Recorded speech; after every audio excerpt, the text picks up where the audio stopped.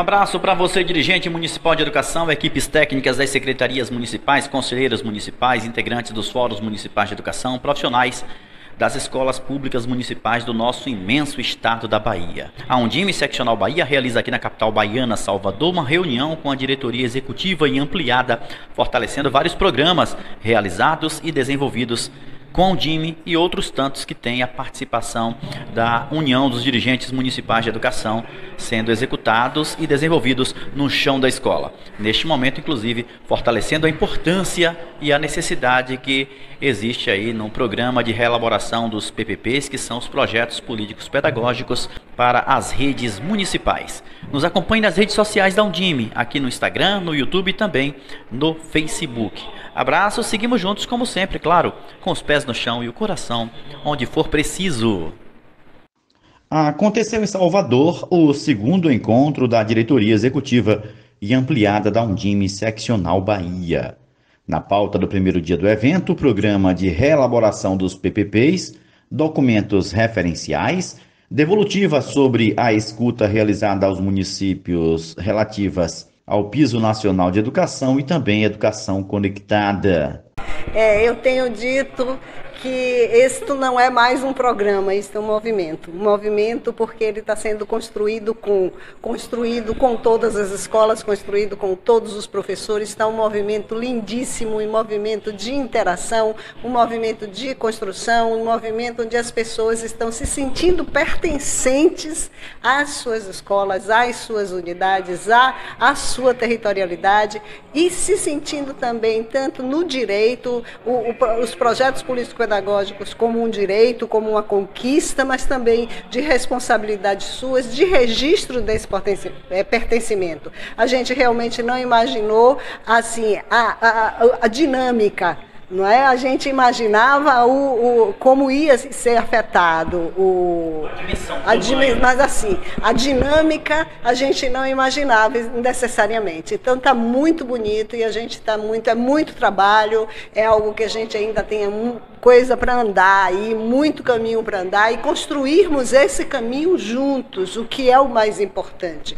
Que no programa, mesmo sendo um programa, mas eu chamo de movimento, não tem a intenção de fazer tem a intenção de estar de fazer com os movimentos, com as escolas, com os municípios, com os territórios. Então, assim, este é o mais bonito disso, é estarmos juntos fazendo esse documento que é uma representação nossa na escola e com a escola. Importantíssimo. Inclusive os dirigentes, eles próprios estão surpresos com todo o movimento, com toda a dinâmica que está acontecendo em seus municípios. E isso tem sido muito bonito porque é o dirigente que dá o tom da gestão democrática. É ele que vai dar o tom de todo o movimento democrático no seu município, muito embora ele seja acompanhado ou não acompanhado pelos seus partícipes. Mas este movimento, esta adesão, esta confiança que está sendo depositada na importância dessa construção do movimento feito pela Undime, pelos dirigentes municipais, é fundamental para o fortalecimento do próprio trabalho dentro dos municípios. Então a gente está vendo o que acontece na escola, essa interação da universidade com a escola, que afinal de contas nós formamos professores para as escolas, com as escolas, e agora nós estamos formando com as escolas. Se antes era para, agora é com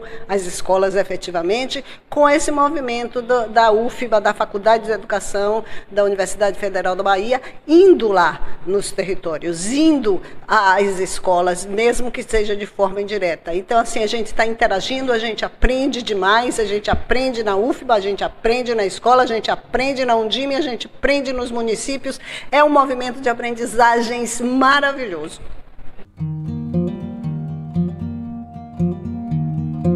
A Undime tem um know-how muito grande porque ela articula dirigentes municipais de educação e tem, de forma muito séria, uma articulação, uma capilaridade enorme com os municípios da Bahia. Então, tudo que a Undime propõe, eu me aproximo, porque para o trabalho da Secretaria de Educação do Estado, estar próximo ao município via Undime valida muito o trabalho. O encontro de hoje, ele foi fundamental para a gente estabelecer metas, para a gente estabelecer como será a organização da formação nos municípios da Bahia, porque aqui nós temos representantes de grandes polos, né, aqui do estado, e todos discutindo o calendário de formação, a articulação para a revisão do projeto político-pedagógico, e nós do estado, mais uma vez, reforçando a ideia do DCRB nas escolas, como currículo Bahia, e como esse currículo pode ser fundamental na reestruturação dos projetos político-pedagógicos. E a Undime está de parabéns por essa articulação, e eu fiquei muito satisfeito de poder conversar com os secretários municipais de educação que estão aqui, que representam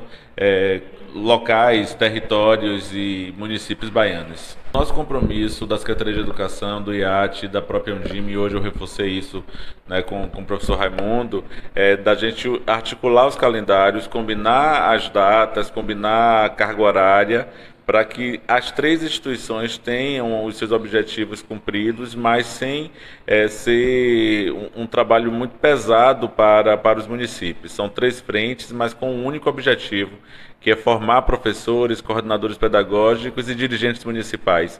Então nós temos um combinado junto com Raimundo, junto com toda a direção da Undime Bahia, para a gente combinar. Inclusive no próximo dia 30 de maio nós temos uma reunião, um encontro de trabalho da Undime aqui na Secretaria, para a gente fazer esse calendário integrado. O professor Panfli, ele fez valer o regime de colaboração, ele foi muito importante na Undime, como dirigente de educação, mas ele tinha uma sensibilidade muito grande de entender que o regime de colaboração previsto na Constituição, previsto na LDB, é estruturante para o sucesso, né, do trabalho do sistema estadual e do sistema municipal. Então ele fez isso muito bem, e Raimundo tem dado continuidade.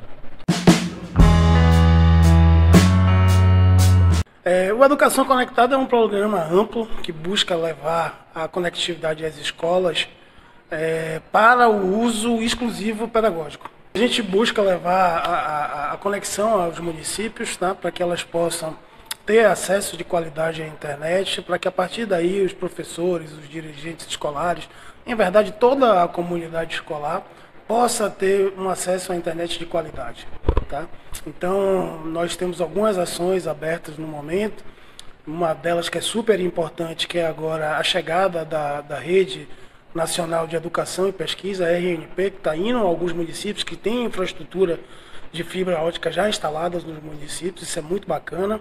E também uma conexão GSAC, Wi-Fi, que é melhor, é um sinal satelital, mas é melhor do que o que está atualmente. Atualmente tem algumas escolas que recebem uma conexão de 2 megabytes somente.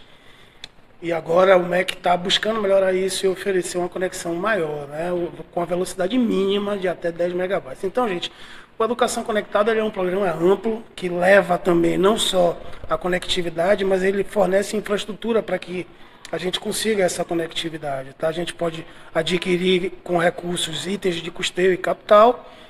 Então a gente pode adquirir racks, roteadores, roteadores Wi-Fi, pode prover a infraestrutura, o cabeamento estruturado, pode adquirir notebook, pode adquirir projetor, tá? E isso tudo em um encadeamento. Agora a gente está fazendo o diagnóstico, Magno, dessas conexões, das conexões que estão instaladas na Bahia. Depois disso, a gente vai fazer o aceite, né, a adesão ao programa no ano de 2022, porque todo ano precisa ser feita a adesão ao programa pelos dirigentes municipais, para a partir do 2º semestre a gente começar a preparar o plano de aplicação financeira, ou seja, o PAF, para distribuir os recursos para o nosso município. A gente precisa se imbuir disso, se apropriar disso, porque temos os recursos educacionais digitais que precisam ser utilizados, né? A gente fala muito das metodologias ativas, tá? Então é super importante que a gente vá lá no AvaMEC, que a gente vá nas plataformas do MEC que oferecem esses recursos educacionais digitais, para que a gente possa levar as tecnologias para a sala de aula, né? A gente sabe que nas salas de aula tem um problema muito grande do uso de celular em sala de aula. Às vezes é porque o problema talvez não esteja no aluno, mas no colega professor que ainda... O problema não está no celular, o problema é que uso eu faço dele, o problema não está na internet, é que uso eu faço dessa ferramenta. Exatamente, exatamente. Então assim, a gente tem que se apropriar desses conhecimentos para ajudar a vida dos nossos alunos, porque eles são nativos digitais, não tem como ir contra isso. Tá? Eles acordam, a primeira coisa que eles fazem é abrir o celular para ver se tem mensagem, para visitar as redes sociais. Então a gente não pode dissociar o aluno do século XXI desses aparelhos, desses gadgets, como a gente chama, né? Do celular, do tablet, do notebook. Então eles estão integrados, gente, eles são hiperconectados. Não tem como tirar o celular de sala de aula. A gente tem que saber utilizar, potencializar, desculpe aí o neologismo, mas usar bem essa ferramenta em sala de aula para assim a gente melhorar, ampliar o ensino, a qualidade da educação dos nossos municípios. A Undime, principalmente a Undime Bahia aqui, tem uma grande atuação, tem um papel importante nisso, porque o trabalho, a política pública, aliás, desculpe, ela é nacional, tá? Mas a atuação, ela é regional e estadual. Então aqui na Bahia, por exemplo, somos 3 coordenadores, como você já disse, eu, Marcos e o Elisvan, e a gente recebe todo o apoio da Undime para poder acionar esses 417 municípios e aí dar o suporte, tá? Temos 2 ações abertas, acho que já falei, não me lembro, mas a Undime, por exemplo, o disparo dessa ação sai pela nossa Secretaria Executiva. Aí os municípios procuram a gente através dos articuladores e a gente começa a fazer o trabalho. Estamos à vontade, estamos aí à disposição para vocês.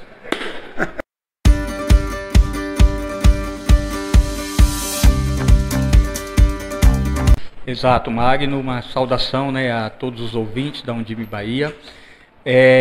Nós estamos aqui hoje, né, na reunião da diretoria ampliada da Undime Bahia, aqui em Salvador, e tivemos a oportunidade de dialogar um pouquinho aqui com os dirigentes, trazendo as primeiras impressões, né, desse movimento que ainda está bem no início, né? Nós conseguimos chegar já a 377 municípios que realizaram a adesão. Estamos nessa etapa agora, né, de criação, né, constituição dos comitês escolares que coordenarão esse processo de elaboração dos referenciais, dos PPPs, desculpe. O movimento curriculante ainda está forte na cabeça, né, agora é o movimento dos PPPs. Nas escolas, né, então esses comitês, eles coordenarão esse processo. E a gente tem acompanhado e tem sido assim bastante gratificante, né, positivamente, as estratégias que os municípios, através dos comitês locais, que as escolas também, as equipes gestoras da escola, têm movido para poder, né, constituir esses comitês, né? Então, quem não acompanha ainda, né, nós criamos uma rede social específica para o programa, né, no Instagram, @PPPs nos municípios baianos, e lá vocês podem acompanhar um pouquinho como que está sendo belo esse movimento, né, por toda a Bahia. Muita criatividade, muito envolvimento, muitas expectativas também sendo criadas por todos os educadores, pessoal da comunidade escolar que já tem aí aceitado, né, esse convite para compor os comitês escolares. Esse programa, assim como foi o programa do Movimento Curriculante de 2020, ele tem como base a formação, né? Em 2020 o produto foi o referencial, mas o nosso foco foi o processo de formação. E agora, em 2022, com o programa dos PPPs, a mesma coisa. O PPP, o produto, ele é uma consequência para a gente. O mais importante é o processo, né, que a gente chama formacional, e nós vamos dialogar durante o programa, né, sobre esse conceito, porque nós entendemos que nós precisamos caminhar na implementação de políticas que fortaleçam a autonomia dos municípios, que fortaleçam a autonomia das escolas e a autonomia do fazer pedagógico dos professores, né, e das professoras que estão lá no dia a dia, fazendo efetivamente a educação acontecer, né, a partir da sala de aula. E a formação, ela precisa chegar trazendo esse espaço, criando esses espaços de escuta, e convidando os professores e as professoras, e agora também a comunidade escolar, para um processo de autoria, porque quando as coisas vêm de fora para dentro, de cima para baixo, a gente sabe já pelas nossas experiências, nossas vivências, que não tem funcionado, né? Então, quando a gente tem um envolvimento, quando a gente participa, quando a gente contribui, quando a gente ajuda a construir, tem um sentimento de pertença, é meu, como o nosso presidente diz, né? Ter um PPP para chamar de meu no sentido da escola, nesse coletivo, né? Chamar de meu. Então, isso é diferente. do que vir uma consultoria de fora e trazer aquele negócio bonito, que muitas vezes vem até com o nome de outro município, e colocar lá na escola e depois a gente não entende por que não funciona, né? Porque o PPP não tem vida. Então a proposta da Undime é, sobretudo, formação, para que as pessoas possam, junto com a gente, né, ir avançando e crescendo nesse processo. No segundo dia do encontro com a diretoria executiva e ampliada da Undime Bahia, que aconteceu na capital baiana, Salvador, diversas pautas movimentaram as discussões sobre a política pública nos municípios baianos. O dia começou com a reflexão sobre a educação especial, aspectos da base legal e a sensibilidade da sociedade em compreender a necessidade da acessibilidade e da inclusão social. A trajetória do africano em território brasileiro também esteve em voga e fortaleceu o atendimento não só do que preconiza a legislação, mas essencialmente reconhecer a importância da matriz africana para o país.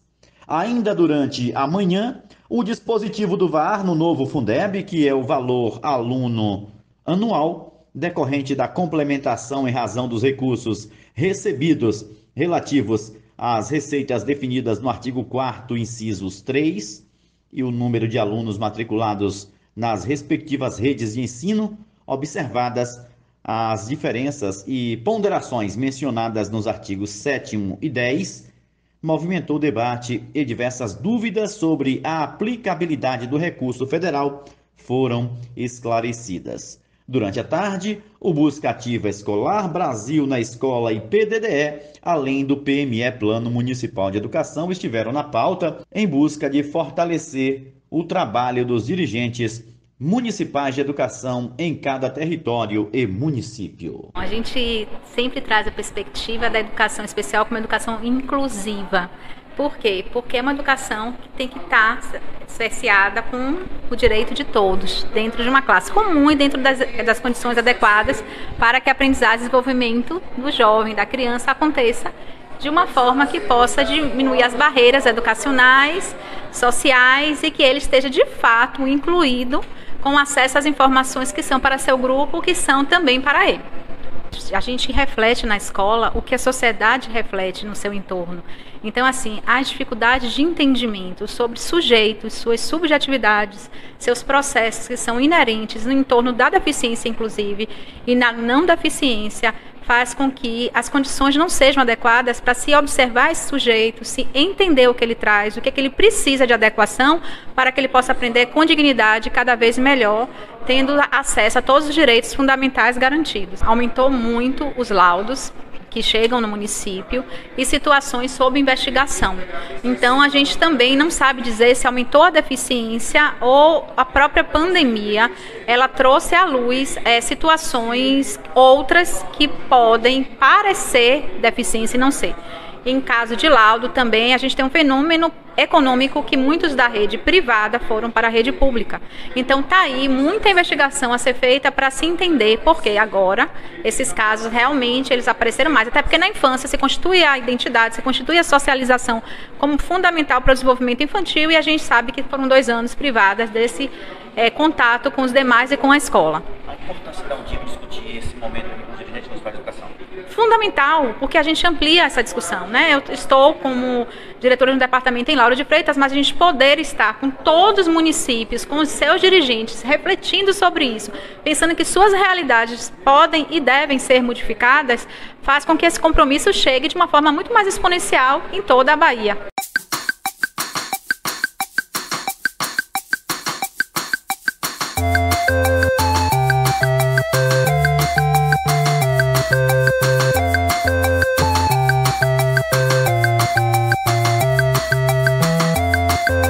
Nós temos a educação como pilar e a educação não tem aproveitado esse pilar da ancestralidade, da Lei 10.639, da obrigatoriedade. Então, de repente, parece que o nosso país, totalmente miscigenado, é o 2º maior país de população negra do mundo. A gente só perde para a Nigéria e no nosso currículo escolar não tem negro. Você viu quando eu falei a palavra café? Assim eu poderia ter falado quiabo, jiló e outras mais que são inerentes no nosso dia a dia e nós nem sequer sabemos a origem. Nós temos as leis da obrigatoriedade, a 10.639, a 11.645, que obriga e nós ainda não utilizamos. Então, o que eu fiz foi uma provocação, vários secretários já me pediram da possibilidade de estarmos no seu município e nós iremos. Afinal de contas, é um começo. Temos que começar. Alguém tem que vir, arar a terra e jogar uma sementinha. Eu não sei há quanto tempo você acompanha a Undime, mas eu tenho certeza absoluta que eu sou o primeiro negro que vem falar desse tema tão polêmico e de uma maneira tão sutil. Porque eu não estou aqui para falar mal do ser humano, eu estou aqui na possibilidade de trazer informações para engrandecer o ser humano. Então, logo isso vem no cumprimento da BNCC, vem no cumprimento da acessibilidade, vem no cumprimento da ancestralidade, da miscigenação, enfim, a proposta nossa é exatamente isso. Então, eu gosto muito de falar isso. Primeiro, é a abrangência do conhecimento. Eu sempre falo que o conhecimento é libertador. Então, olhe bem. Quando eu falo que o negro que veio para o Brasil, ele não veio escravo. Ele foi escravizado pelo seu conhecimento. É aquela coisa que eu falei, a palavra café. Então, vamos pegar o café, o terreiro do café, a plantação do café, o enxerto do café. Quem foi que trouxe e fez? O negro do continente africano / Etiópia. Etiópia é a capital mundial do café. Aí eu posso te chamar para um passeio. Vamos passear? Vamos lá para a área de Minas Gerais, as cidades históricas. Vamos visitar uma mina de ouro datada do ano de 1650. Sabe o que nós vamos encontrar? Uma mina de ouro redonda. E depois a gente vai entrando, você não vê uma escora. Você fala, meu, que diacho é isso? É porque é feita no veio da terra. E quando você fura no veio da terra, não cai. Porque o veio da terra é como a minha veia, como a sua veia. Essa tecnologia só o povo do Mali tinha. E vieram para cá, os negros mina. Então, por que eu falo que eles foram escravos? Se tinha tanto conhecimento, só do ouro e da plantação, acabou. Aí eu vou além. Todos os outros colonizadores que aqui vieram na proa do navio, dançando, cantando, com as suas comidas, com as suas roupas, com tudo. O negro veio no porão, com um detalhe, pelado, com outro detalhe, sem sua comida, com outro detalhe, um fazendo fezes no outro. A dignidade foi rasgada. É isso que eu falo. O africano também foi colonizador. As discussões que envolvem as questões específicas, né? As modalidades da educação básica, uma conquista histórica.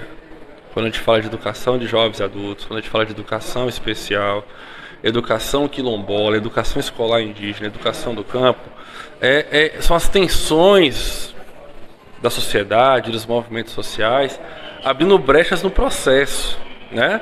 E aquela história que eu falei anteriormente, a igualdade muitas vezes não olha para esses sujeitos como se deve. Então as brechas no processo é que vão fazer com que esses direitos consigam adentrar espaços através de lutas. São campos de tensões, né? A gente imagina, né, que sejam boas tensões, né? Capazes de fato criar brechas e capazes de criar situações onde todos os sujeitos de fato possam ser iguais para além da falácia, né? E aí a fala do professor Natanael hoje, que trouxe um trabalho muito bacana sobre a questão da educação, a história da igualdade racial, a questão da cultura afro-brasileira e africana, a questão dos estereótipos, que é muito interessante se trabalhar na escola, como historicamente, né, os estereótipos marcaram preconceitos, tanto para a educação de jovens e adultos, né, como para a educação do campo, como para a educação indígena, escolar indígena, e a questão que envolve as leis de igualdade racial.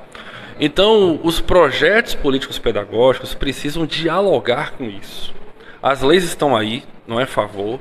Muitas vezes a gente sabe que nas correrias da execução de trabalhos da Secretaria de Educação tem se priorizado outras questões, né? Então está na hora, inclusive no contexto que nós vivemos, né, de acirramento, de alguns diálogos mais preconceituosos, de acirramento, de alguns diálogos mais voltando aí algumas questões muito tristes da nossa história, que é o preconceito, que é o racismo. É preciso de fato olhar com mais sensibilidade essas questões, né? Porque a escola ainda é o locus, um dos locus muito importantes de formação humana. E é olhar os sujeitos como sujeitos históricos, né? Sujeitos históricos. E aí o projeto político-pedagógico precisa também apontar para essas questões. Na hora de elaborar o seu projeto, os seus planos de ação, porque um projeto precisa ter essa característica também, é de fato fazer com que essas questões fiquem vivas, né? Não só no âmbito da falácia, não só no âmbito dos desejos, mas no âmbito dos direitos.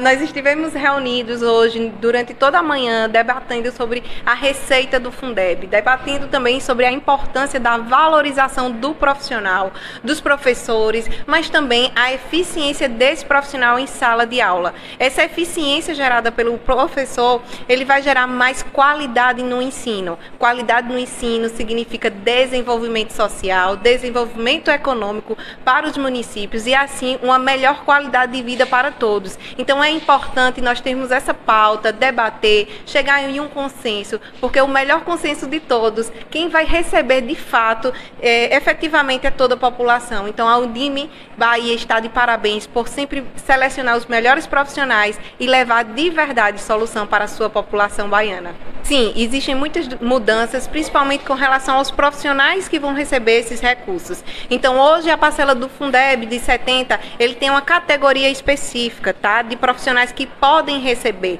E daí nós destacamos um ato que é bem polêmico, que é a questão do piso salarial, tá? O piso, ele é específico para os profissionais do magistério, tá?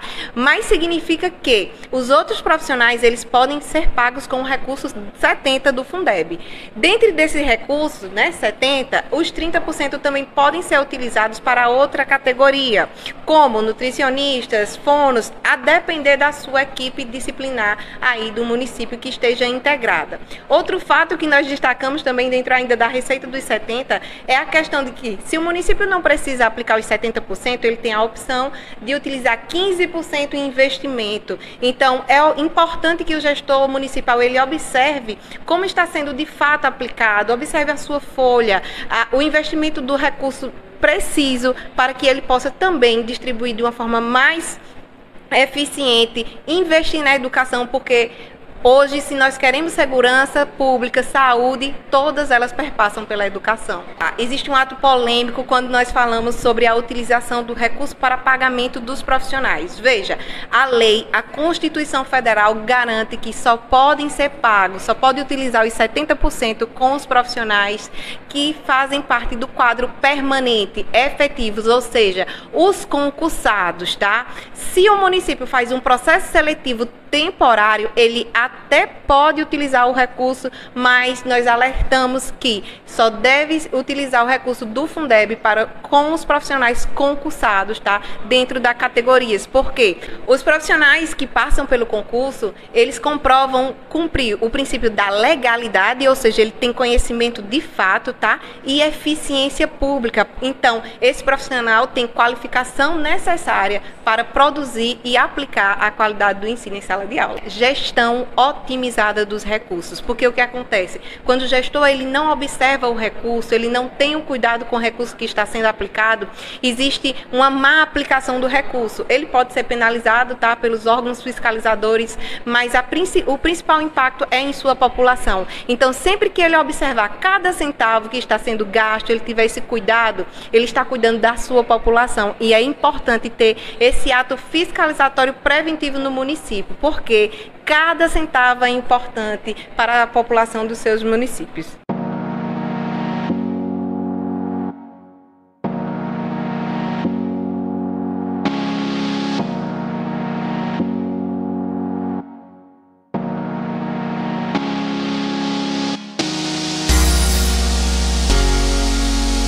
Na verdade, a estratégia do Buscativa, ela visa tornar os municípios partícipes efetivamente na mobilização de trazer de volta os alunos que saíram da escola por algum motivo pessoal ou até mesmo de alguma dificuldade eventual que a pessoa venha ter, que a criança venha ter ou que aquela família venha ter.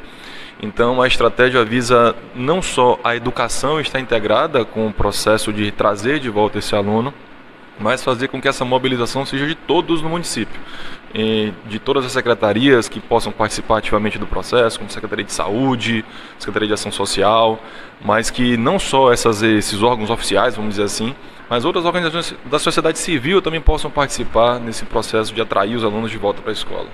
A importância do censo é fundamental porque é ali onde os agentes sociais, os agentes comunitários, eles conseguem ir a fundo ou diretamente atacar naquela criança ou naquela família que tem dificuldades para retornar à sala de aula. Inclusive, a estratégia dos agentes comunitários ou dos agentes essenciadores ou cesseadores é fundamental nesse processo, né? Sim, sem dúvida. A Undime é sempre o parceiro das ações do Unicef no Brasil. Essa é mais uma ação que a Undime está voltada para apoiar os municípios, que às vezes tem um pouco de dificuldade na articulação com outras secretarias, na chamada intersetorialidade que tanto o Buscativa traz. E o papel da Undime segue sempre sendo fundamental em todas as ações nesse sentido, né?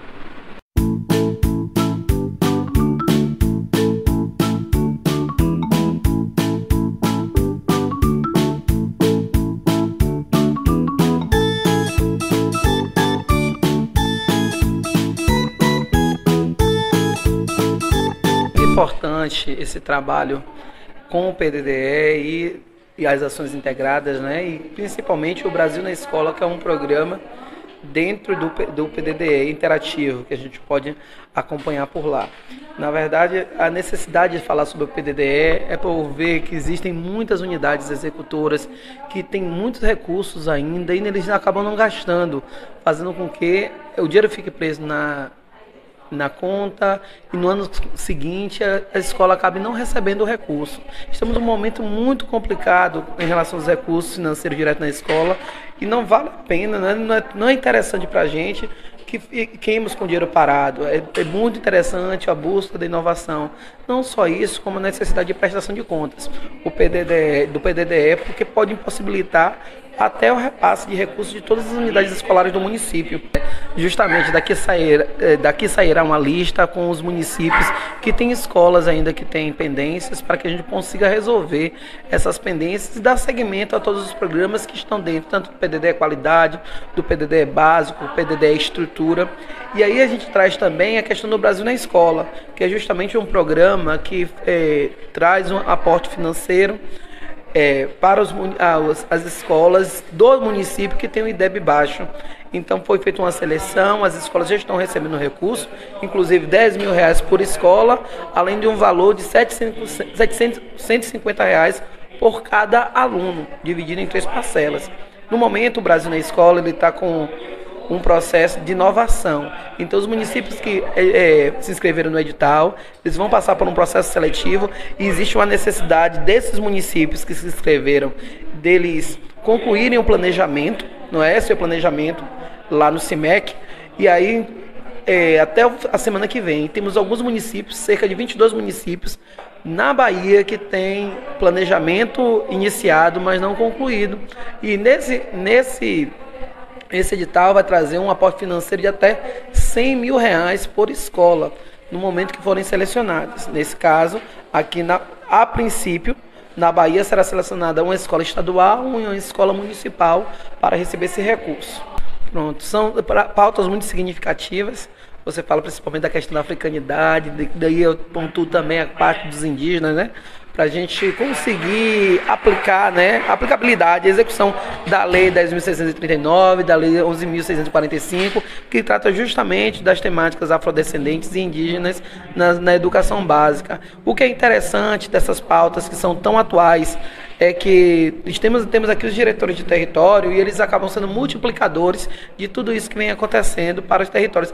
Tudo que vem acontecendo, a gente ouve os municípios, traz aqui para a pauta, e aqui os diretores de territórios, eles participam e replicam. Isso é muito interessante. É um time sempre à frente desse processo de apoiar os municípios, que são nossa razão de existir, né? Justamente, não tem por que se esconder. Eu sou iniciado no candomblé, sou babalorixá, inclusive tenho um terreiro aberto na cidade de Aratuípe.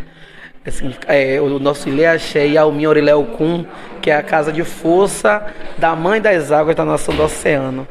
Então, sofro constantes falas de preconceito, justamente por também assumir, não só assumir um terreiro na cidade, um terreiro de destaque inclusive na região, como também assumir uma secretaria de educação do município, ocupar um cargo público de notoriedade. E muitas pessoas às vezes falam, não, secretário, e usam termos pejorativos que não me cabe aqui repetir, mas assim, por conta da religião de matriz africana que eu assumo e que eu professo. E o que acontece tudo isso é que existem todas essas leis, aplicação da educação básica, na educação básica, e conhecer a história da África, a cultura, a religião da África, não é se converter para o candomblé nem para a umbanda. Conhecer a história dos indígenas, que são os donos, né, dessa terra. Não é que é trazer as pessoas também para o processo de curandeirismo e muitas outras questões. Então, a ignorância, às vezes, faz com que as pessoas acabem tendo preconceito. Mas, assim, a cada tempo a gente vai ganhando espaço e mostrando que, eu digo sempre, às vezes a religião não tem nada a ver. A religião tem a ver? Sim. Tem a ver com a construção do meu eu, tem a ver com minha ancestralidade, e ela vai estar todo o tempo nesse processo. E assim, eu temo muito por algumas falas que a gente acaba ouvindo, porque acho que candomblé tem que ser uma religião de gente que não tem, como é que eu posso dizer, não tem instrução, e a cada momento a academia vem invadindo o terreiro, né? E isso é muito importante para referendar o conhecimento pregado lá. E outra coisa, não é só o terreiro em si, não é só a espiritualidade, é o retorno social que tanto ele quanto qualquer instituição religiosa deve dar para uma comunidade.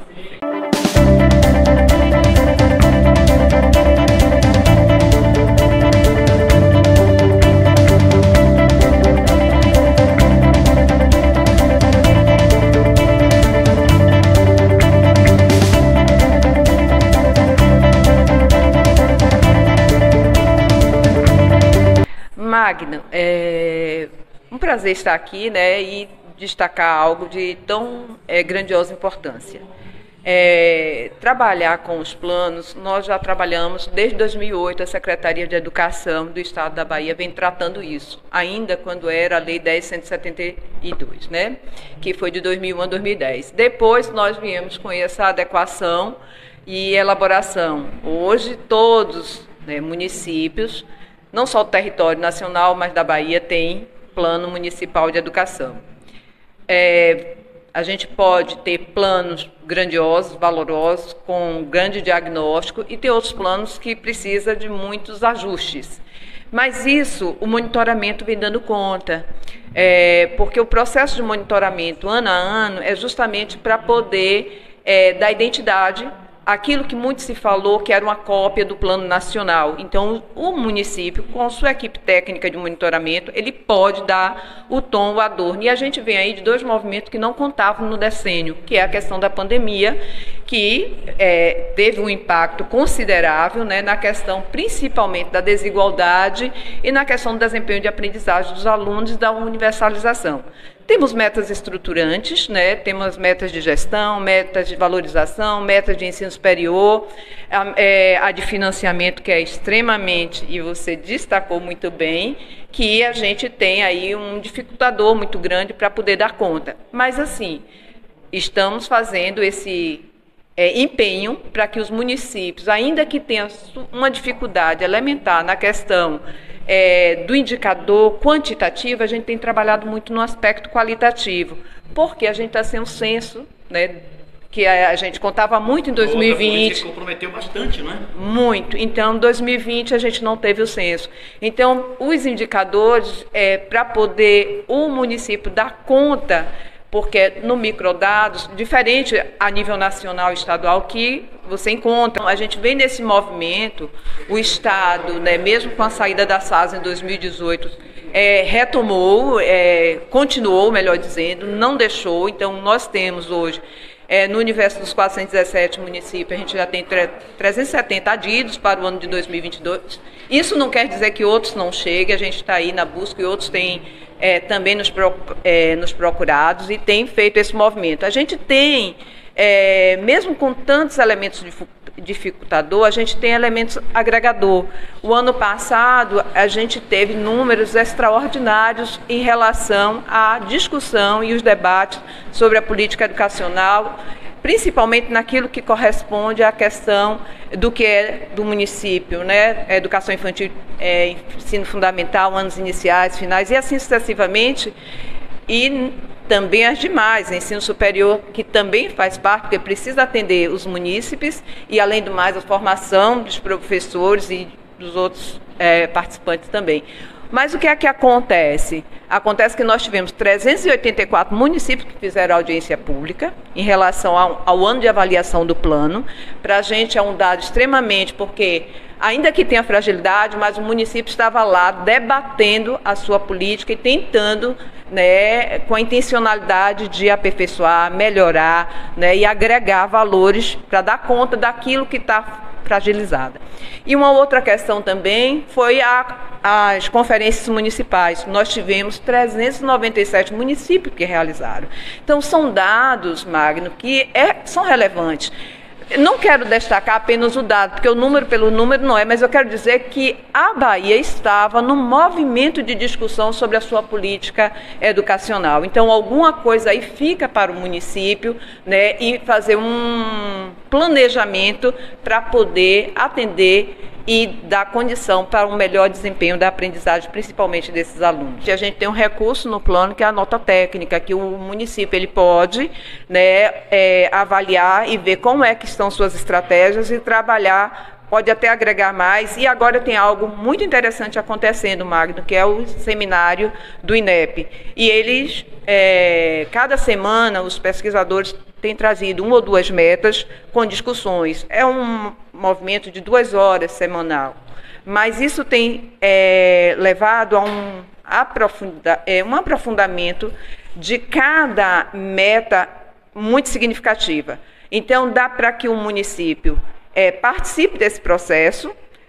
Quando não participa em tempo real, a gente também dispõe o link no nosso ambiente virtual de aprendizagem para que, em um momento ou outro, a equipe técnica possa, né, sentar e estudar e trabalhar na perspectiva de melhoramento dos seus planos e de, né, adensar mais assim a questão da política educacional do seu município. No momento, o que é que nós estamos tendo? Uma pressão, né, vamos dizer assim, uma movimentação de provocação. Então a gente está vendo, dia 17 teve um fortalecimento do FNDE para que tivesse uma política mais intensa para dar conta da execução das estratégias do plano. Ontem saiu uma portaria também com uma intencionalidade, né, de trabalhar muito na perspectiva da escola, principalmente atendendo a meta 1, que é da educação infantil, e a meta 7, que é a qualidade da educação. Então, tem assim... Mas isso muito por uma pressão da sociedade. Mas aqui nós sabemos também que nós temos os nossos parceiros que são muito assim expressivos. A Undime, que faz um trabalho, nós temos o TCM, que faz também, o TCE, o Ministério Público. Então, todos esses, né, de forma conjunta, trata, né, para que provoque e dê condição de um município, né, se estruturar para tratar com qualidade a sua política educacional.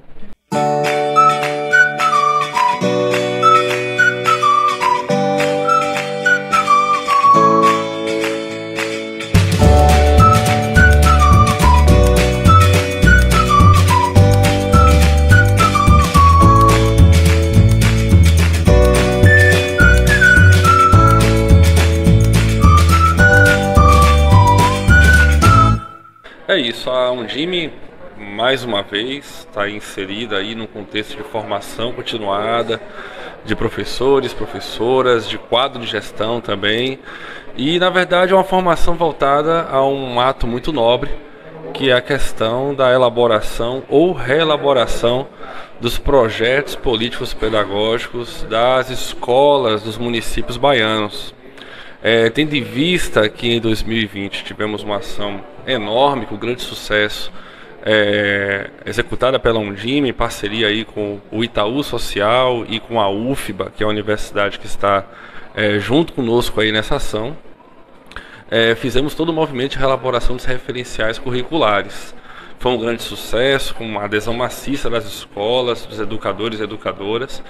E agora, 2022, temos aí um novo objeto de trabalho, que é a reelaboração dos PPPs, que é um assunto que é muito dialogado nas escolas, desde a reabertura política aqui no Brasil, né, no final dos anos 80, com o LDB de 1996, surge na escola essa necessidade de fato, a escola, através da gestão democrática, da ampla participação dos sujeitos, construir o seu próprio projeto de educação.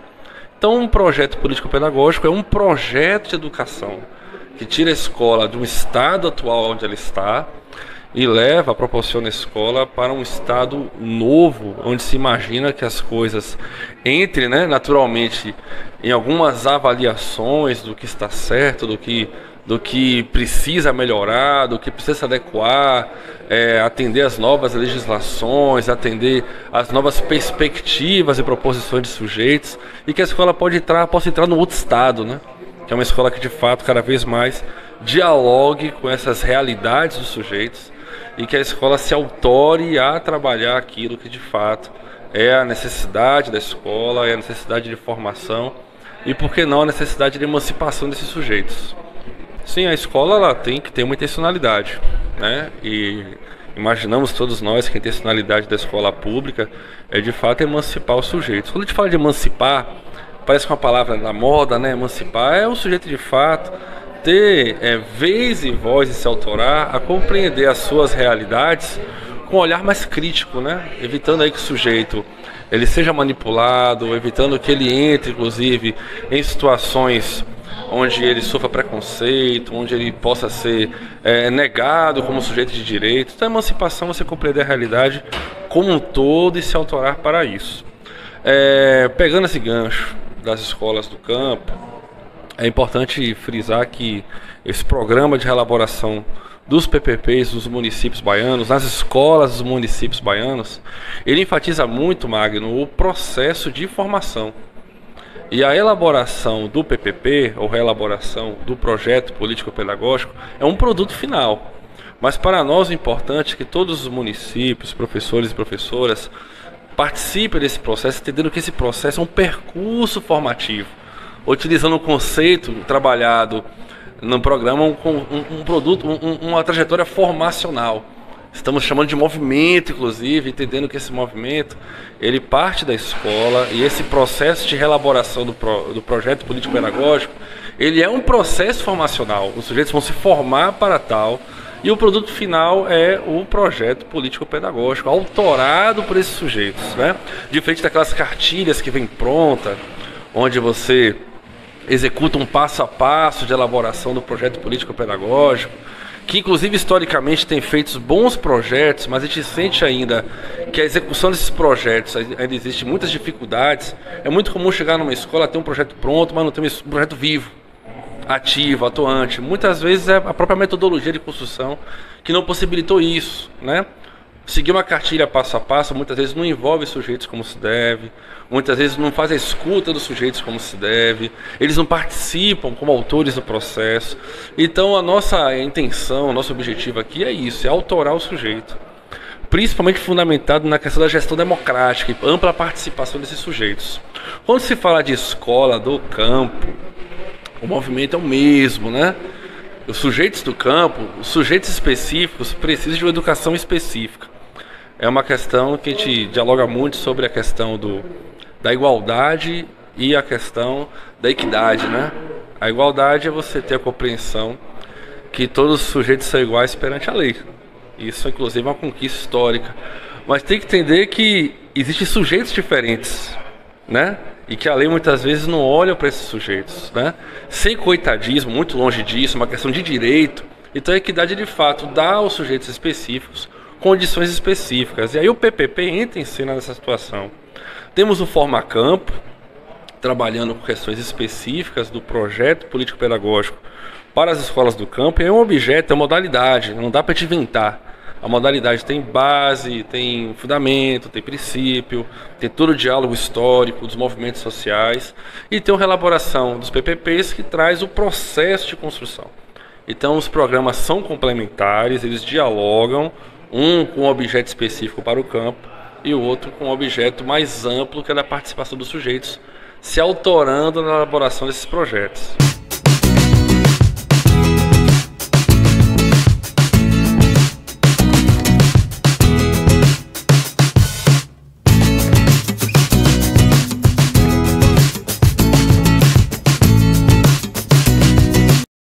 Sensação de dever cumprido. Eu acho que todas as pautas que foram colocadas aqui é o que no momento tange para nós nos debruçarmos na discussão. Falamos aqui sobre o Fundeb, o VAR, que é o valor aluno, ano resultado. Falamos sobre o PDDE, falamos sobre o Brasil na escola, falamos sobre justamente os PPPs no projeto político pedagógico, que é a ação que hoje a Undime desenvolve. Falamos também um pouco sobre o Formacampo. Hoje concluímos com uma apresentação sobre educação especial, um novo olhar que nós devemos ter, né, mais do que nunca, com os nossos alunos, que são muito mais megas especiais. E concluímos a tarde de hoje falando sobre o Plano Municipal de Educação, nosso PMS, que eles precisam ser literalmente revisitados, eles precisam ser avaliados, precisam ser as metas literalmente verificadas para saber se o que nós propomos em 2015, se de fato conseguimos atingir as metas com as estratégias escolhidas.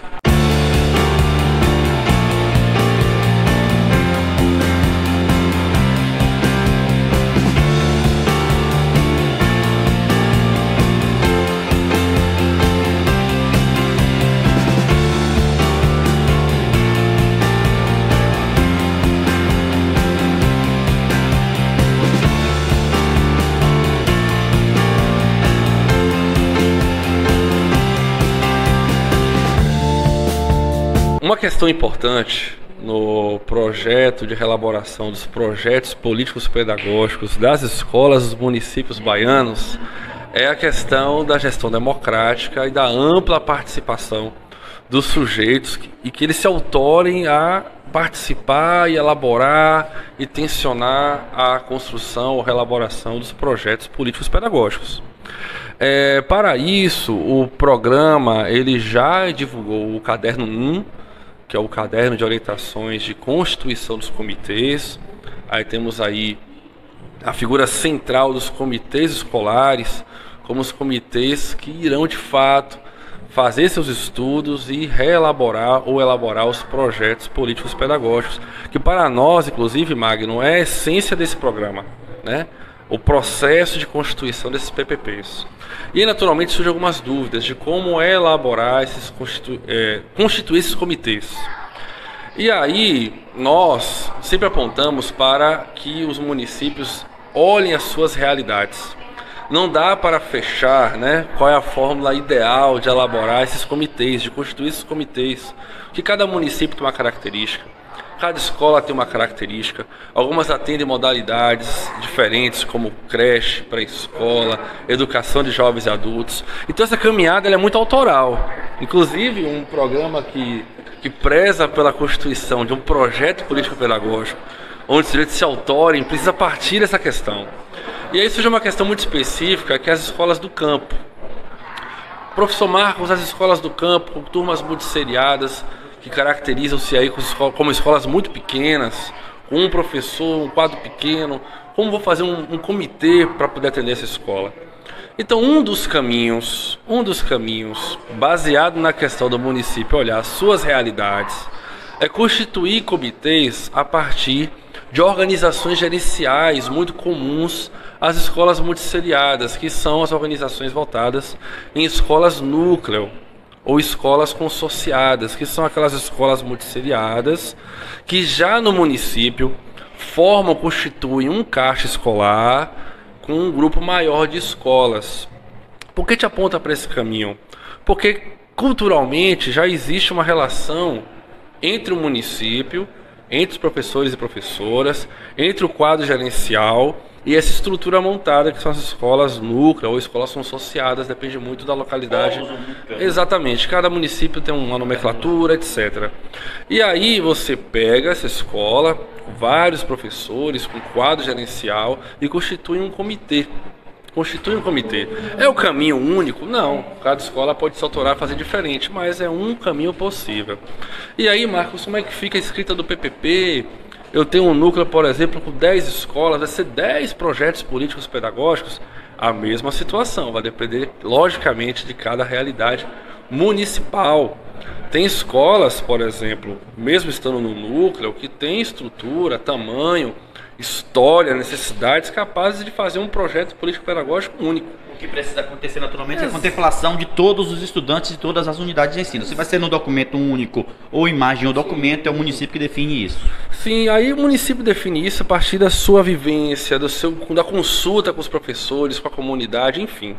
Ou pode ser um documento escrito a partir de uma escola, de uma organização em núcleo, e ali nesse projeto escrito entram as escolas, ali na estrutura da escrita, tem uma escola numa fazenda tal, com um professor tal, tem uma história muito interessante, entra nesse projeto. O importante é que a escola entre, participe desse projeto, que de fato o projeto possa constituir em um outro cenário para essa escola. Porque senão não é projeto. Um projeto ele projeta algo, né? Algo. Uma escola que temos para uma escola que queremos ou desejamos, enfim. Então essa organização é um modelo possível de ser organizado para a constituição dos comitês escolares nas escolas do campo, que caracteristicamente são escolas muito seriadas. É claro que os documentos e os cadernos são orientadores, entretanto, vale dizer sempre que cada município tem a sua autonomia. Toda escola, todo estudante precisa se sentir representado precisa autorar então... Nunca podemos perder de vista essa reflexão. Sim, os cadernos provocam o tempo todo essa reflexão, né? A reflexão do olhar autoral, né?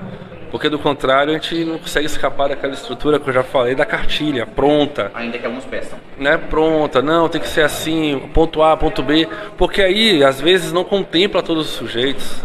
O que é pensado numa cartilha não atende a todas as realidades. Então, por que não olhar para a realidade e, a partir dessa realidade, constituir os seus comitês? A realidade não vai estar presente. Exatamente.